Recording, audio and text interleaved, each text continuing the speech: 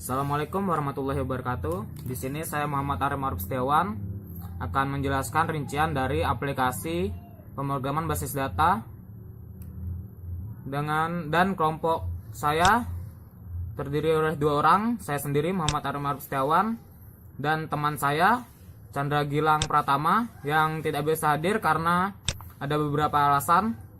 Nah, pertama di sini yang perlu kita lakukan adalah mengaktifkan XAMPP, Apache dan MSQL. Di sini saya udah mengaktifkannya.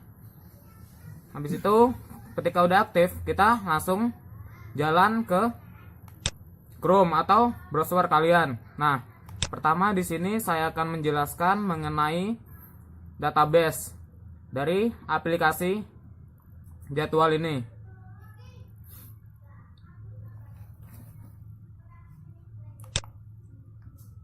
Nah, mungkin saya akan menjelaskan sendiri kenapa saya membuat aplikasi jadwal ini. Mungkin alasan pertama yaitu mungkin karena tugas dari mata kuliah pemrograman basis data. Saya membuat aplikasi jadwal. Nah, di sini dalam aplikasi jadwal, di sini saya membuat yaitu database sendiri jadwal kuliah. Dan sini ada beberapa tabel. Pertama ada tabel admin untuk bagian admin untuk mengedit, menghapus dan menambahkan data-data untuk di tabel jadwal. Di sini ada tabel dosen, yaitu dosen yang mengampu mata kuliah, ada tabel jadwal sendiri, ada tabel jurusan, tabel kelas, dan tabel mata kuliah. Mungkin di sini kita akan melihat desainernya atau relasi dari semua tabel ini. Di sini saya melakukan normalisasi pada beberapa tabel.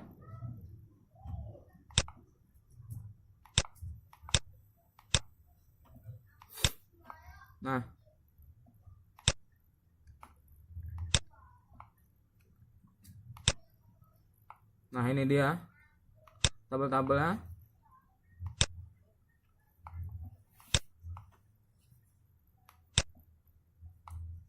Semua tabel ini akan udah direalisasikan atau udah dijoinkan dari tabel satu ke tabel yang lain. Nah, ntar yang akan jadi tabel utama ya, yang menampilkan semua isi jadwal adalah pada tabel jadwal ini. Nah, di sini kita menggunakan ID karena di sini kita udah merealisasikan dari ID jurusan ini ada di tabel jurusan, ID makul ada di tabel makul, dan ID dosen tabel dosen, dan ID kelas pada tabel kelas. Nah, di sini ada ruang berapa mereka masuk, ada keterangannya, masuk atau terlambat. Nah, ini ada segini. Mungkin kita langsung masuk ke halaman user atau untuk mahasiswa melihat tabel-tabelnya. Nah, di sini adalah bagian front end untuk aplikasi jadwal yang dilihat oleh mahasiswa. Nah, mahasiswa juga bisa memilih dari jurusan apa. Di sini ada teknik sipil, teknik mesin, dan teknik informatika. Nah, ketika user menekan teknik sipil, maka di situ akan jadwal teknik sipil saja yang akan keluar. Begitupun kalau kita sebagai user menekan teknik mesin, dia akan dibagi menjadi teknik mesin aja, dan teknik informatika di situ teknik informatika saja yang keluar. Nah, di sini udah dibedakan berdasarkan jurusan dia sendiri. Nah, baru di sini ada untuk login ketika admin ingin mengubah susunan jadwal dari tabel sendiri, akan masuk ke bagian login dulu. Ditanya apakah dia admin atau lain. Nah, di sini username-nya adalah admin dan passwordnya kita masukkan dulu 123 karena saya menginputkan pada tabel admin. Di situ adalah begini username dan passwordnya. Ketika kita sign in, dia akan langsung masuk ke halaman admin. Nah, di sini halaman admin ada banyak pilihan. Nah, di sini ada pilih jurusan. Ini pilih jurusan gunanya sama seperti yang tadi. Ada teknik sipil, teknik mesin, teknik informatika untuk bagian untuk pengeditan di setiap jurusan. Nah, di sini hanya bisa untuk mengedit dan menghapus. tidak ada untuk menambah di bagian pilih jurusan. Nah, di sini ada from. From ini gunanya adalah untuk seperti database, misalnya tabel admin. Nah, ini isinya sama seperti yang ada pada database di tabel admin.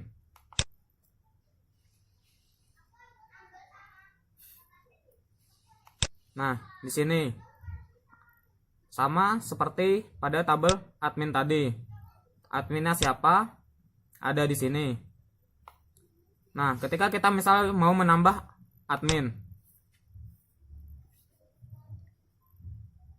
kita tinggal klik tambah admin. Nah, di sini kita masukkan nicknya misalnya 1 2 3 4 5 sampai 6. Nah, masukkan nama depannya misal Iwan. Baru nama belakangnya adalah Ganteng. Baru alamatnya Yogyakarta. Nah, emailnya kita masukkan di sini. Udah ada sendiri. Masukkan nomor telepon. Nomor teleponnya kita pilih yang ada aja biar mempercepat. Nah, username-nya misalnya kita di sini Iwan juga. Passwordnya 1 2 3 4 5. Nah, di sini kita memilih foto untuk admin. Kita klik. Nah, kita mau foto adminnya apa? Kita pilih aja. Klik open. Baru kita tambah. Nah, di sini data berhasil ditambahkan. Oke. Nah, setelah data berhasil ditambahkan, nah di sini udah otomatis data bertambah. Nah, begitu juga pada database ini, kita refresh.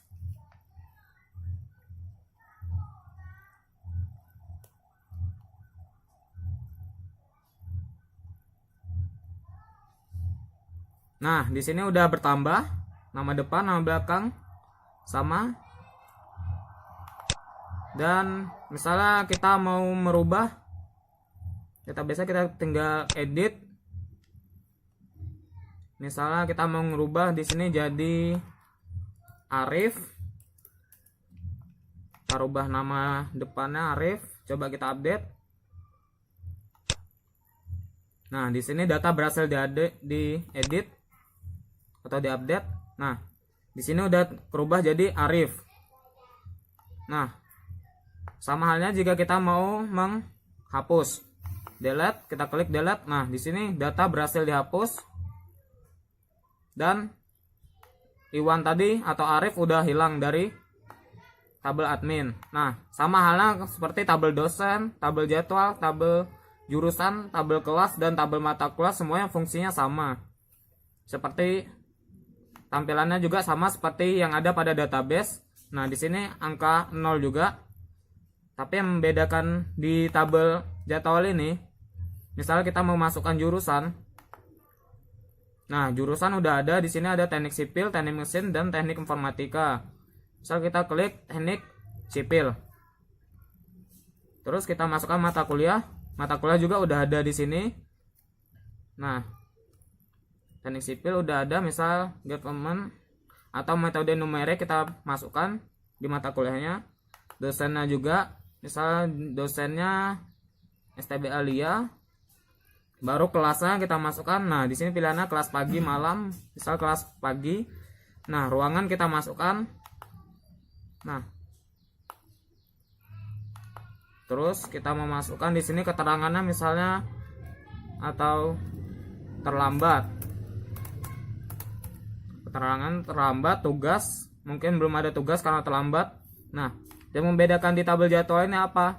Tadi kan yang nampil cuma ada tulisan, cuma ada angka 1. Tapi ketika kita menambah di sini udah ada jurusan teknik sipil, mata kuliah, dia tidak menulis 1 karena pada bagian codingannya sudah saya rubah menjadi nama yang kita udah relasikan. Coba kita tambah.